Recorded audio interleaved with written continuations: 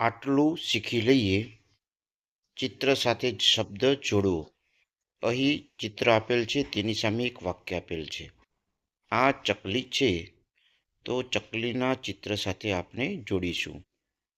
પછીનું વાક્ય છે, મને અનાનસ ભાવે છે, તો અહીં અનાનસનું 3 નંબરનું ચિત્ર છે, તેની સાથે જોડવાનું છે. દેવ રમત રમે છે. એક છોકરો છે પહેલા નંબર ઉપર, તે દેવ છે, તે રમત રમે છે, તેની સાથે જોડીશું. સૈનિક આવે છે, તો વિદ્યાર્થી મિત્રો અહીં છેલ્લું ચિત્ર સૈનિકનું છે, તો તેની સાથે જોડીશું. વિમાન ગાજે છે, તો વિમાનનું ચિત્ર જ્યાં દેખાય છે ત્યાં આપણે જોડી દઈશું. અક્ષરો ઓળખી તેની ફરતે વર્તુળ કરો અને બાજુમાં તે શબ્દ ફરીથી લખો. તો અહીં લસણ, વેલણ, લપસણી ને કમાલ.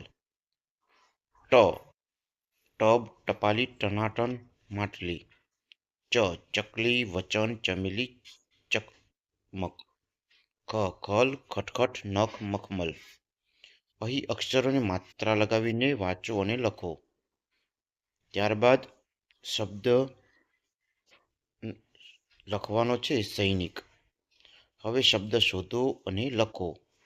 અહીં કોષ્ટકની અંદર જુદા જુદા શબ્દો છુપાયેલા છે, તેની અંદર ચોરસ કરી અને શબ્દ શોધવાનો છે. કાબર, ચકલી, કોયલ, કાગડો, ખાટલી, ટપાલી, ખમણ, પાડો, લસણ, આવા બધા શબ્દો છે, તે તમે અહીં શોધી શકો છો. શબ્દ વાંચો અને લખો. અહીં શબ્દ વાંચવાના છે અને લખવાના છે. ત્યારબાદ 6 વાક્ય વાંચો અને લખો. અહીં વાક્યો આપેલા છે. ચકલી દાણા ચણે છે, ખાખરા ખારા છે, નૈતિક દાખલા ગણે છે, જયવલને કાબર ગમે છે, બારીએથી પવન આવે છે. આવી રીતે લખવાનું છે.